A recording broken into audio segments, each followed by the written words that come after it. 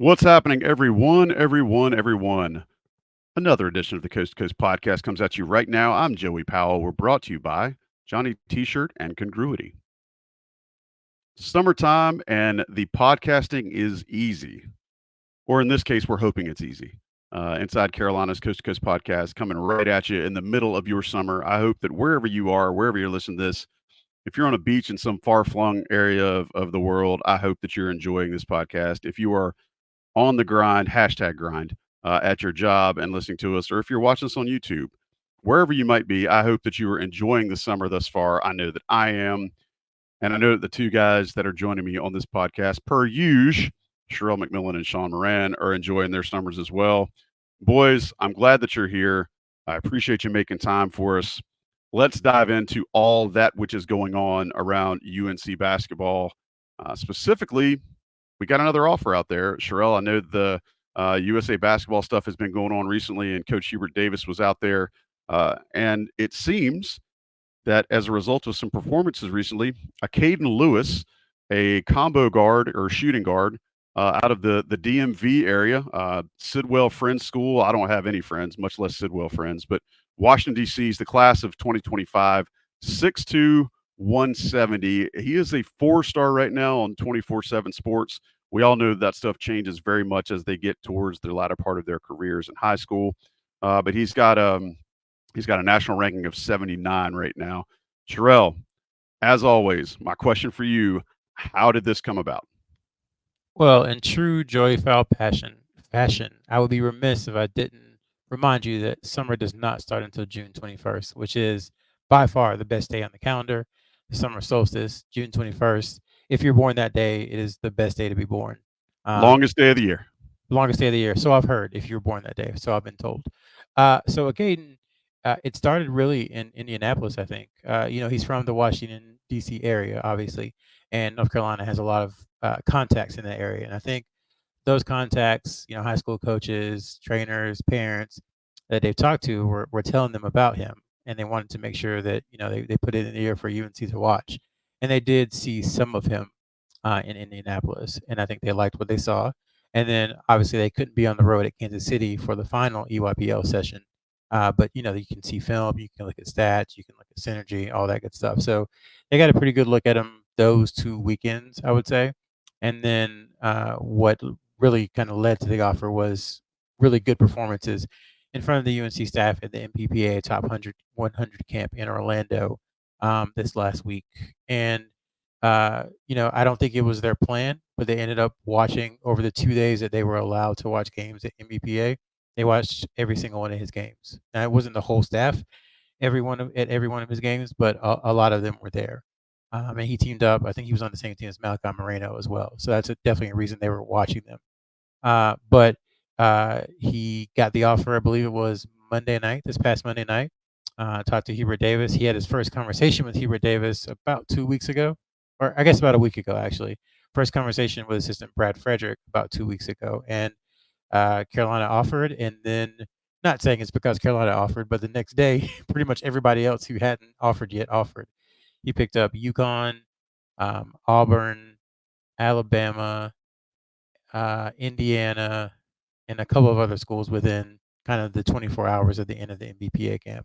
He also was on the championship team too. So just a really, uh, I guess, huge week for him and really a huge month since going back to that EYBL session, I would say, in Indianapolis in mid May. That is quite fascinating that all of a sudden Hubert Davis offers a kid and then kind of the floodgates open. And I think that's great for the player, regardless of who he is or where he ends up committing. But for the folks who may still disagree with Hubert Davis's philosophy or may not necessarily appreciate how he recruits, you got to say it's remarkable that the UNC offer still does carry quite a bit of weight when you're considering the respect that it garners from other programs. Sean, I want to ask you, how do you see his game? What jumps out at you from the few times you've seen Acaden Lewis play so far? And if you could give me a couple high level things that kind of are earmarks of his, what would they be? Well, it's always fun watching lefties that can score just with the stroke and the quickness that he does have. So listed at 6'2". I think we'll be interested to see what he actually is, but a little slight of frame. Listed as a combo guard by 24/7, but I think a point guard that can score is how I would characterize him. And I think he showed that at NBPA top 100 in terms of what he was able to score. Very quick release, really deep range. Isn't afraid to let it fly from anywhere, but at the same time uses that jab step really well to free himself. Can pull up, step back. He can get to the basket, but I'd say for the most part likes to utilize a floater, probably a little bit of a deeper floater than you normally see. And I think once again, as a lefty, you're usually better with your right hand than right-handers are with the left hand, so you can see it coming from either hand. I think right now in the EYBL, he's only shooting 29% from three, but I think just in terms of how he shoots, probably some of those maybe are a little tougher. So obviously something to look at, but I do think you know i- he's a guy that can be a pretty good shooter and will be a pretty good shooter based on how the form looks and just how he is shooting. So something to track, but at the same time, you shouldn't just fully focus on the numbers. And then this year at Sidwell Friends, he was first team Washington Post All Met, so a pretty big accomplishment, especially as a junior. So definitely excited to see his growth over the summer. I think prior to UNC jumping in, really throughout the season, it was kind of a UVA, Georgetown, the local schools, Pittsburgh. That was the type of school that was recruiting him. But now it's obviously exploded up into the top tier. But definitely an electric scorer at the point guard position. I'd add too that I know his ranking right now is in the 70s and 80s, but we've been assured by Eric Bossi, who's 24/7 National Director of Scouting, Adam Finkelstein, Travis, they all love him. And so he's not going to be 70 or 80 in the next update. He would definitely be one of the biggest risers. Again, you consider what Sean said a few months ago, and this is not no disrespect to them, but he was considering kind of the Pittsburgh, Maryland, Virginia, Florida State level schools, and now he's getting UConn, Alabama, Arkansas, Carolina, those type of schools who are seriously interested. So don't go by the ranking that he is now. Go by the ranking that he's probably going to be in a couple of months. And frankly, I think that does raise an interesting question because when guys typically rise like that, their expectations change. So I think for us, we've got to do more reporting on kind of what he's looking for. He says culture is very important to him, and he wants to be recruited directly by the head coach. So those two things are really important because he considers himself, a point guard, and he wants to be an extension of the coach on the court. So he wants to have a really good relationship with the head coach. So we like I said, we have to kind of fill out exactly all the things that are important to him because now his recruitment has changed. He's at a different level than he was before. And so does that mean he looks more into being one and done? And what does that look like from a guard perspective at Carolina and other schools? And there's just a whole bunch of other questions now that come in when a player has an ascension like he has. And I think, you know, obviously, as you guys both mentioned, coming from the DMV area, so the second offer that Hubert has made lately, I think it's been a while. I think Anthony Harris, correct me if I'm wrong, was the last DC DMV guy to come down to Chapel Hill. I think it's been really Duke has dominated that, the really Paul VI in terms of the local schools, but obviously always a lot of talent coming out of the WCAC. Hubert seems to have really focused on that New Jersey, New York area, which I think is still should be a focus. But I'd say adding in that DMV will be really important in the long run, especially as you start to see UConn probably taking over, or not probably they have taken over Villanova's mantle, but Villanova, that's how Jay Wright really won won those championships was through the DMV recruiting and sprinkling it with some other players. So I think once again, just an area they should always be focusing on, especially when the talent is at that level. That's fascinating to me too. I mean, all of the traits that you described, Sean, but I'm also thinking, a guy that's able to score, and you said he's not afraid to go to the rim, even though he likes to use floaters and kind of that little jab step a little bit. A guy at 170, I mean, that is, to use your term, sleight of frame. Does he look like a guy that can fill out, or is he going to be one of these kids that you think is just going to have a lanky body no matter what?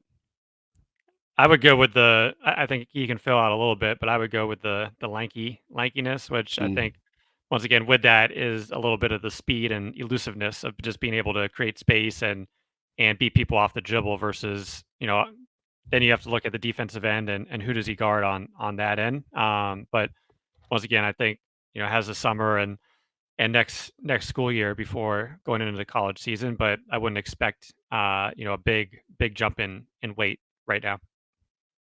The other thing about the offer is that you know Jasper Johnson and Caden Boozer were kind of the two guards who had Carolina offers for the longest time, and that was all they were really kind of looking at. And then once May happened, there was offers out, to Derek Dixon, to Mullen. So there was a few more offers given out, and I think it's because you start looking at the roster, and obviously, roster management is more 365 than it's ever been, and no one, especially me, wants to start thinking about what the year after this coming year looks like. But you kind of have to if you're the UNC coaching staff, and it's like, well, RJ Davis is definitely gone. If the players who come back, they all will be juniors or seniors, but there's only three of them really. You don't expect Ian Jackson to come back, but who knows? But again, so you have to start thinking like that. And guard is going to be a position in North Carolina is going to have to really add some numbers there. I mean, they're going to have 2 to 3 additions in the backcourt after the season, whether it's through the portal or through high school. So I think it's good that they are expanding, and I think Lewis definitely, yeah, he might be getting too high a little bit as far as his ranking and his offers, but I think he's definitely in a spot where North Carolina has done well in the past. It is fascinating, and I'm glad you mentioned the portal because even if North Carolina goes and finds somebody to to help uh, fill some of those gaps on offense through the transfer portal, there's still, as you said, going to be such a dearth of guys that they've got to put to fill out a roster. I think one thing that probably will help in whether it's recruiting players like Acaden Lewis or anybody else they might offer is wide array of options at Johnny T-shirt. That's something that North Carolina can offer that nobody else can. There's no other schools that have a Johnny T-shirt. I don't think that Virginia Tech has a Johnny T-shirt. I know that they have offered a Caden Lewis. You mentioned UConn and some of these other schools, Indiana. They don't have a Johnny T-shirt. I don't know what they have, but it's probably trash. Sherrell, what would you say if I gave you an opportunity to speak about Johnny T-shirt on this podcast? I will say that there's an unknown or unnamed parent of a player who recently enrolled at UNC. Hmm. And I was checking in with that player. I was like, "So how was it? How were things?" He was like, "Oh, it was great. We had a great time. Love Chapel Hill." I was like, "Oh, did you spend time on Franklin Street?" And this parent said, "Oh yeah, we were on Franklin Street." And he said, "Yeah, we went to this one store." And I said, "Which one was it?" He was like, "It's got a different name. I won't say the name here." I was like, "Oh, you went there?" He's like, "Yeah." He's like, "But then I went across the street. It's Johnny something." I said, "Johnny T-shirt." He said, "Yeah, I picked up a hat from there." I was like, "You made the right choice, sir. You're on your way." So then when you come back down to see your son next week and during the season, you know where to stop. He's like, "Yeah, that's definitely where I'm going. I'm going to Johnny T-shirt." So unnamed parent of recently enrolled Carolina player, thank you for going to Johnny T-shirt. I'm going to go ahead and tell you right now that player is going to have a phenomenal season, and Johnny T-shirt will help you have a phenomenal season. Look, the summertime is the time where people like to wear less. You can still wear less and have Johnny T-shirt gear on, shorts, hats, visors, you name it. Johnny T-shirt can outfit you. They're on East Franklin Street. I see premium subscribers get an extra 10% off the top. Look, man, after the UNC game the other day, when Vance Honeycutt again had a walk off against Virginia, I made a comment about Vance Honeycutt could probably leave the stadium and go cure cancer tonight, and you couldn't tell me otherwise. And one of our great listeners chimed in and said, "Yeah, but then right after that, he's going to go to Johnny T-shirt, right?" And of course he is. Like, it's not even a joke. Like, that's just probably for real. And so, if you want to be like all of these folks that we've mentioned, parent of unnamed recent enrollee for UNC basketball, Vance Honeycutt, all these people, go to Johnny T-shirt, johnnytshirt.com. Tell them the Coast to Coast sent you. They'll take care of you. Great people. And we will pause for a second, let the national guys, they'll drop some ads in here. We'll be right back on this edition of the Coast to Coast podcast on Inside Carolina. Sherrell, we are back here on the Coast to Coast podcast. I got a question for you. What holiday typically falls towards the latter third of June, in which paternal figures are honored, but more importantly is a good weather mark with which to apply grading toward the UNC roster? What day would that be? I believe that would be Father's Day. That would be Father's Day. Ding, ding, freaking ding to you, sir. And we've said that if you're going to judge how North Carolina has done with their roster construction for this coming season, wait until Father's Day. Well, Father's Day is upon us, and I think it's time to hand out some grades. So, with that said, let me recap what's happened. I know a lot of the folks listening here probably know this by heart, but just in case somebody may be flying by and they haven't had their finger on the pulse as tightly as others, I'm going to throw this out there. North Carolina lost James Okonkwo, lost and then brought back Seth Trimble. And I think it's important to remember, I think to consider Seth Trimble, you must look at him as if someone they got in the portal, because they kind of did. Got Cade Tyson from Belmont and got Van Allen Lubin from Vanderbilt. And so I think that we've told everybody all along, do not judge this team in April. Do not judge this team in May. Wait until Father's Day. Well, Father's Day has since come and gone, and we're going to give some scores out. So, Sean, I'm going to let you go first. How would you rank this offseason just based on roster construction for this North Carolina team? And then I'll let you kind of freewheel after that, and you can give the reasons why. I think for grades, we've seen on the message boards a wide variety. So in terms of that question, would give a B. I think you could be a lot harsher if you wanted to, or maybe more optimistic. But I think they, with the team they have that you knew that they had returning with RJ, obviously an A, I think would have been the big that they so coveted, or that they wanted to covet going into the transfer period, and having that a little more stable. Right now, from a guard perspective, they added the shooter with size. Obviously, going from the MVC to the ACC, there will be a jump, but I think that was a smart target. And then, really adding Van Lubin was a good second option, but it gives them pieces to play with. And I think that's going to be the story of the season, is that you have almost an embarrassment of riches at the guard and wing position. But then, the front court, a lot of unanswered questions. You can look at Jalen Washington, and I think you can look at the stats he had offensively and say, wow, once again, give this guy some increased minutes, and he's going to see, a sophomore to junior year jump. But you're relying a lot on what that jump looks like, both offensively and defensively. So it's really going to come down to, I think, really each game almost, what is the matchup? How can UNC dictate almost being the aggressor in terms of their guard play and wing play, and then what bigs are playing well, or what bigs can match up, and how do you rotate those in and out? Also, what type of different styles can you play? So there's going to be a lot more just adjustments that I think, that are made throughout the year on a game to game basis, versus having that anchor in Armando and RJ, that you could play around, in which they did a really good job, obviously, of forming that team around them. So in general, I'd say a B. It's some good things, but you're definitely left wondering what could have been. And I think with the Alabama game getting announced this week, in terms of that game, once again, Alabama's ranked in that realistically top 3, but number 1. And you're saying, well, who's going to guard Nelson? Who's going to guard Sears? Who's going to guard Cliff? So I think last year there was less questions around some of those matchups, but at the same time, you have RJ returning, which is huge, and you have some very talented freshmen coming in, as well as some shooting in Cade Tyson. So all in all, give it a B, but interested to see Sherrell's take on where it lands. Sherrell, I'm not going to let you give him a B, because I think I have gotten way too tired of you and Sean having similar answers when I give you guys open-ended opportunities here. So I'm going to say you can't give a B, but also, that said, grade away, sir. Well, I'm going to flip this on its head. I'm going to ask you for your grade first. Then I'll give mine, and you can't give a B. So I'm the host for a second. All right, that's go. fair.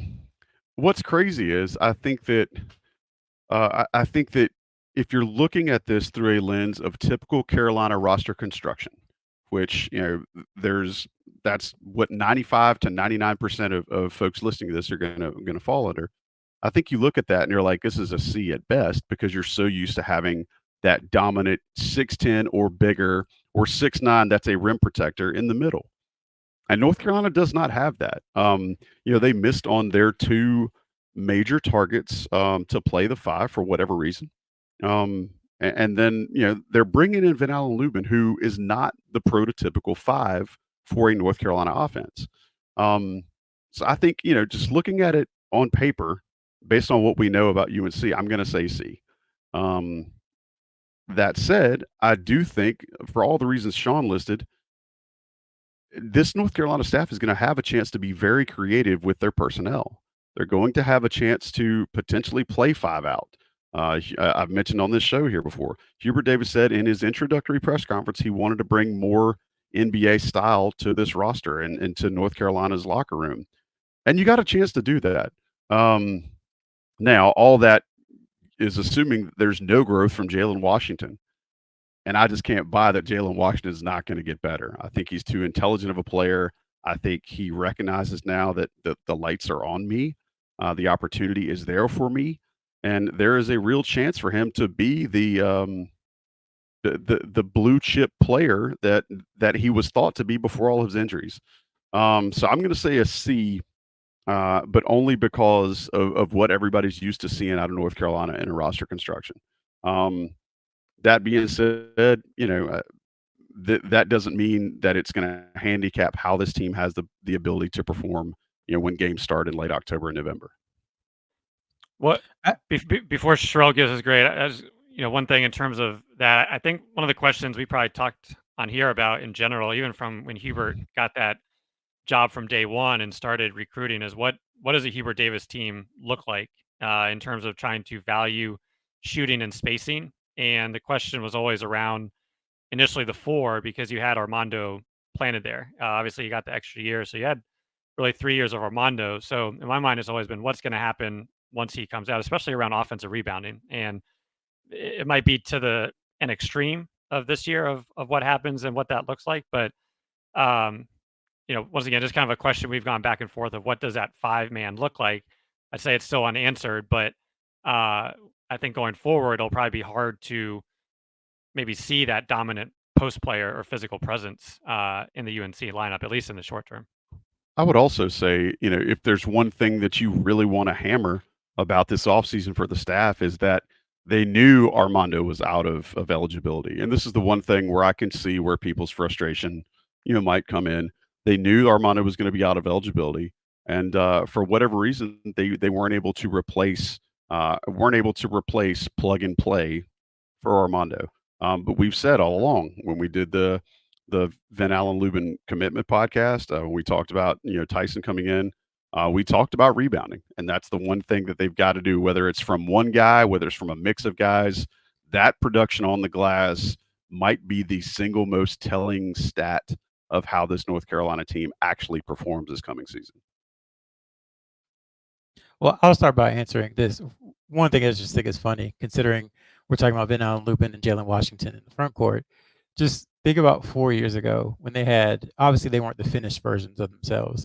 They had Walker Kessler, Armando Bacot, Garrison Brooks, and Day'Ron Sharp. And Day'Ron Sharp, my God. On the same roster. And now, they don't have that. They have very That's different so dumb.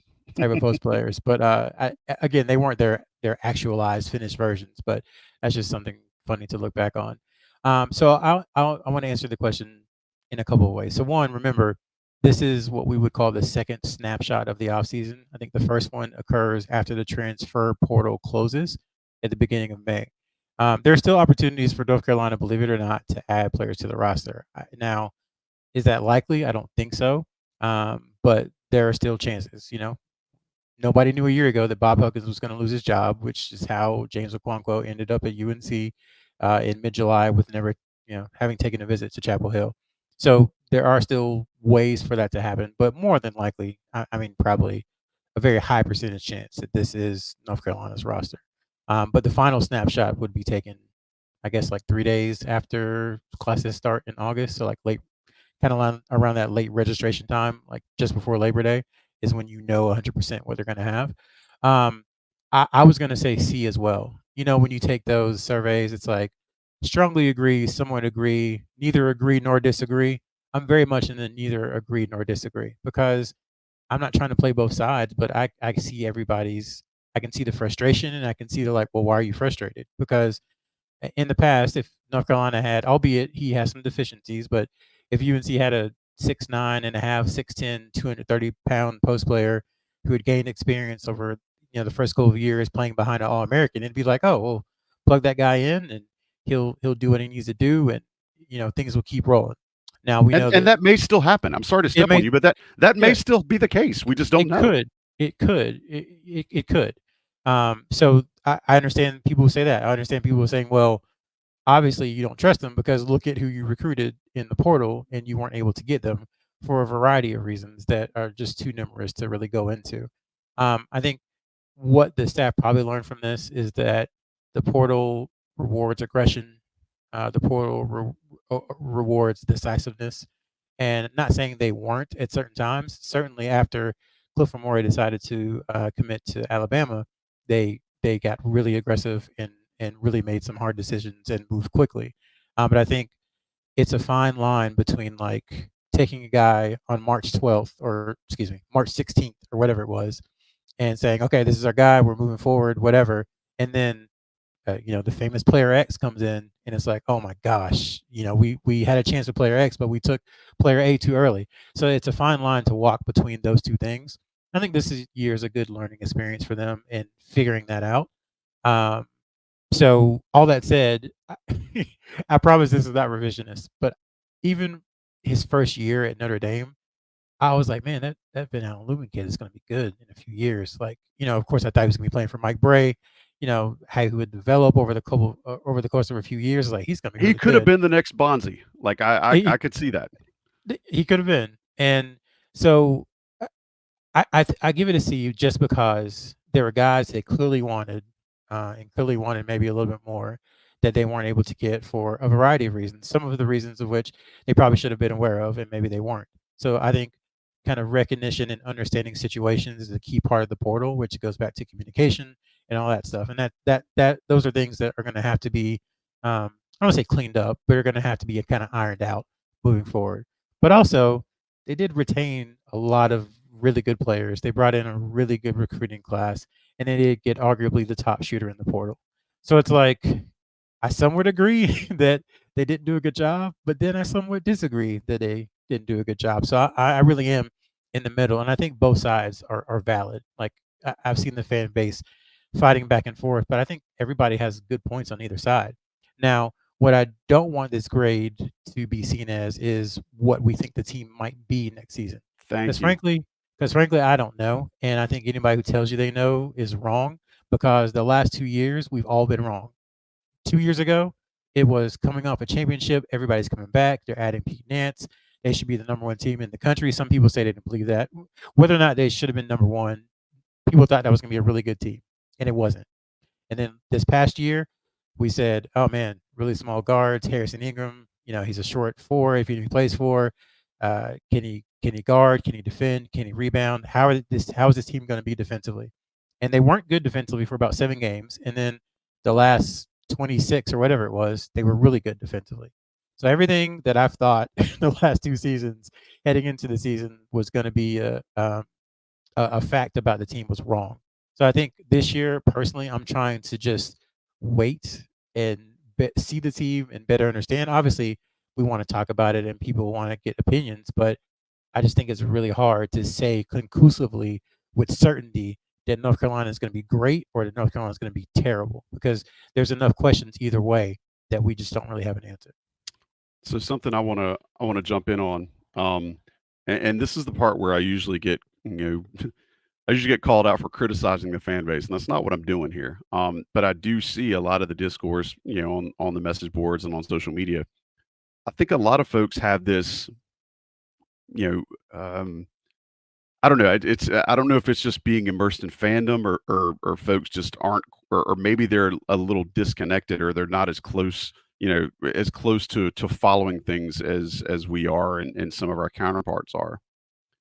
But it's not just as simple as anybody that plays the 5 position at any school going into the transfer portal or entering their name in the NBA draft and then withdrawing it.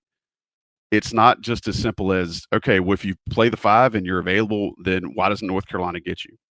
I think there's a lot of that folks might just assume, why didn't they go after XYZ? Why didn't they go after da da da da da? And there's always reasons behind that. And some we can mention, some that we can't. Some things you can probably read between the lines. I think Sherrell always does a good job of telling you what he can tell you. Ben does the same thing.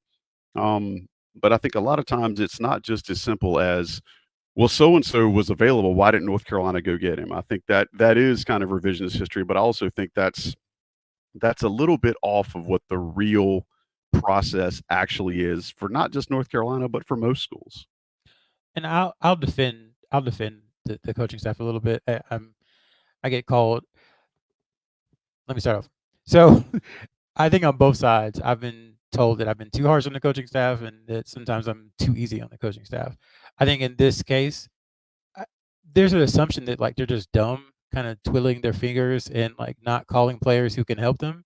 And I think that is where I think a lot of frustration comes from people because like yes, they're some of these coaches are still new, they're learning. They've only been a staff together for 3 years, but at the same time, like they're not self-sabotaging by intentionally not going after players because of reasons. Like if there's a player that they really thought could help Carolina and certain criteria were met, and that's another area where I think people are getting a little frustrated and thinking that Carolina has like a list of 17 things that had to be checked the box before they recruit them.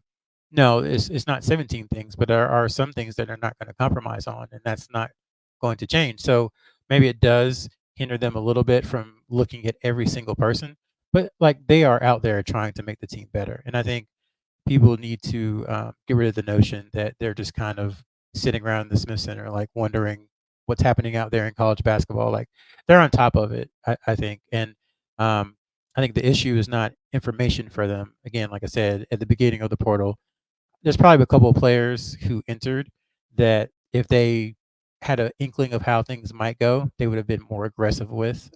They would have been more decisive with at the beginning and lock those players up, as opposed to kind of going after this guy and then once this guy goes somewhere else, going to the next guy, kind of a linear approach. So that's a lesson for next year. And the thing is, the portal changed so much from just this past year to this year. I think what they have to do now is start anticipating what it might look like next year. So when the time comes, March 15th next season or whatever it's going to be, they'll have a better feel of what the market actually looks like. Because I think that did catch them off guard a little bit this year. Well, kind of two things, and one thing, not to bring up Alabama again because it's still a sore spot for me and everybody. But I think when you have a team like, and not to the extent of Arkansas this year, but your point earlier, UNC is going to lose a lot after this season, and with that, you're aggressive in the portal, but you can take more risks, and by that, you're going to be adding a lot more than just trying to focus on two positions. But in terms of the grading, I think Sherrell laid it out probably in early March with a post of who are the type of players are going to be targeted in the transfer portal. So when you look at that in a vacuum, you say, well, they got the shooter, they didn't get the big. And I do think if you're looking at a weighting criteria, for most people, that's probably getting 70 to 80% of the weight because it's easy when you look at, hey, well, RJ was on the team last year, Cadeau was on the team last year, et cetera. But I do think that is such an important in terms of who they brought back. Once again, RJ All-American coming back 5th year, Cadeau coming back. I think when we talked about him, is he, should he do a senior year in high school or is he ready to come to Carolina? And the perfect scenario was he comes to Carolina last year, which he did, and now he has his 2nd year where he's joining Drake and Ian. So the fact that he didn't transfer or he didn't go to the pros, I think is huge. And Obviously, his season ended on a poor note, so he has a tremendous amount of motivation this summer to avoid what happened last year, and then once again with Seth Trimble, etc. So I think that part of the roster construction probably gets that 20 to 25% weight, but in reality, it made it easier for UNC only to focus on two players. One of them they didn't fully land, but at the same time, it still gives them options depending on how people improve and what the matchups are. Let me go back to and just circle back since you said that, Sean. Sorry for the circle back, Joey, for the corporate speak. The criteria that what they were looking for as portal season started, they wanted to add shooting, and we called it shooting, position agnostic shooting, just meaning whether it was a 1 or a 4 or a 5, whatever. They just wanted somebody who could shoot. And then I think this is where you have to listen to it very carefully. They wanted, at worst, someone who could platoon with Jalen Washington at the center position, or at best, someone who could come over and basically take Armando Bacot's minutes. So that is not us changing something on April 6th or April 15th or May 5th. That was laid out, I think it was February 28th. That was the goal entering. And then retain the roster. And then if Harrison Ingram left, how would they replace him? Now, if you asking me, like if you just give me true serum and said, Sherrell, what do you think about the portal season? Like, I think not really targeting a true 4 is, to me, a bigger issue than not landing maybe what you would consider a traditional true 5. Because I think between Jalen Washington, if he moves Aiden Hyde to the 5, I just think you don't necessarily need like a back to the basket menace anymore offensively. You need to be able to have pieces that you can deploy as needed. So I would be personally, I would have been fine with, kind of a center by committee deal, which I think they're actually probably still going to do. But I would have liked to have seen like a more versatile 4, a more athletic 4, kind of someone who could, again, team up with Jalen Washington or a backup center, someone super athletic, maybe someone who could shoot, who can block shots, like that kind of player at the 4. To me, that's what's missing almost as much as like a 5. But that's just how I like to theoretically build teams where I head coach or a GM. And I think it's important for folks to consider too. This staff will also be very critical of themselves, and I think while they may never say it, on the record, to a man, I'm sure they would say, yeah, this is what we wish we could have done differently. So again, I wouldn't expect them to come out and say, yeah, we really stunk it up trying to find a Bacot replacement, but I think grade them now, and then let's also see what the product looks like when they start practicing and playing together. Guys, for our 2 cents tonight, I'm going to give you some constraints before we get out of here. When you're giving your 2 cents, I want you to give me what stat is going to be most important for next year, and then what player is going to be most important as we go through the rest of the summer. So you're thinking about 2 things: what's going to be the one statistic that's going to determine whether or not this team reaches all of their goals. And then as we're thinking about development over the summer, who's the one player that's going to be the wild card in helping them make those things happen? Sean, I'm coming to you first. Oh, You're welcome.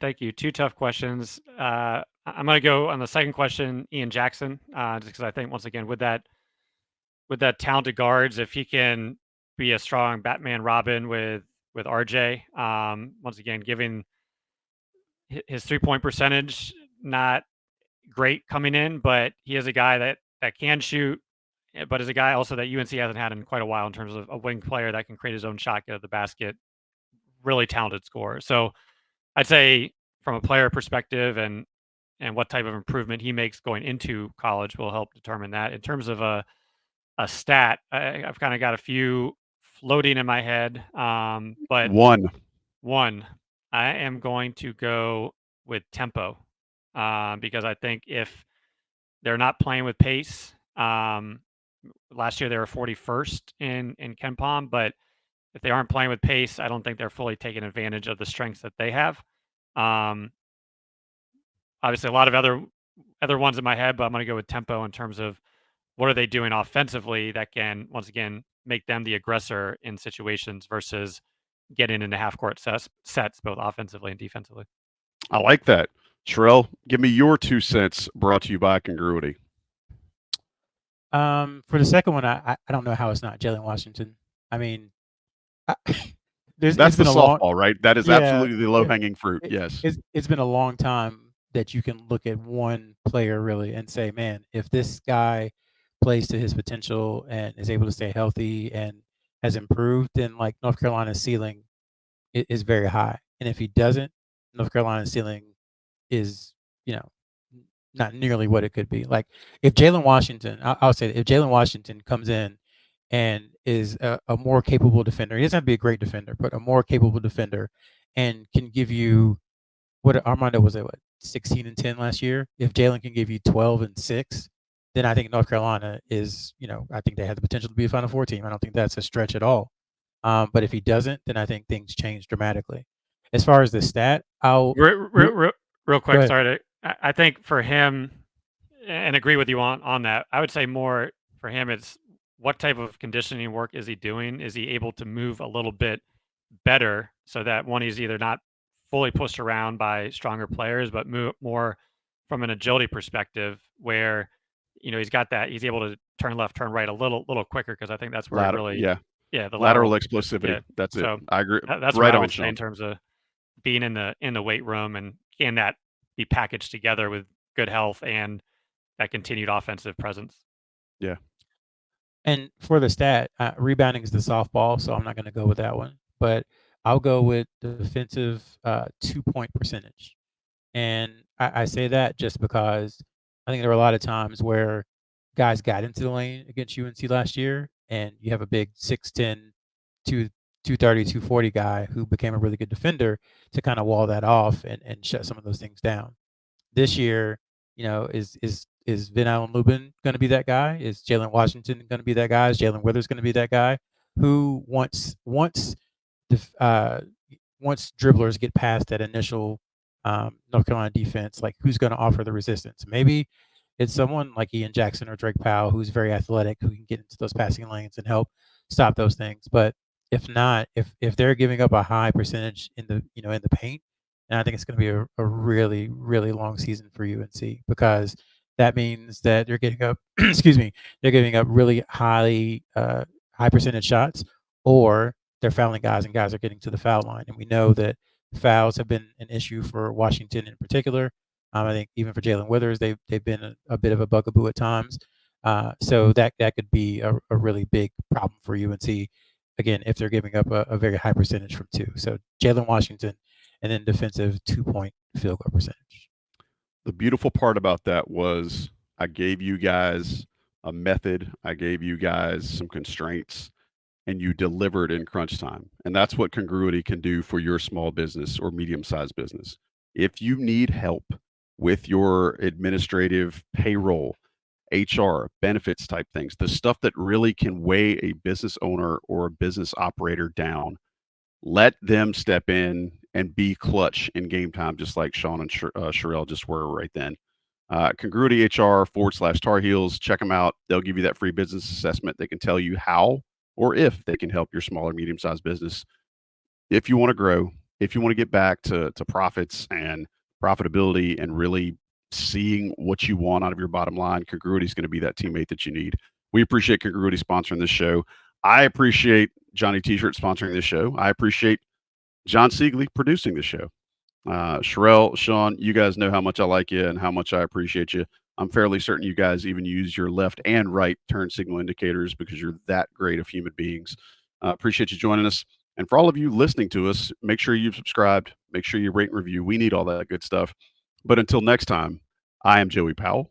This has been another episode of the Coast to Coast podcast from InsideCarolina.com. We will talk to you very, very soon.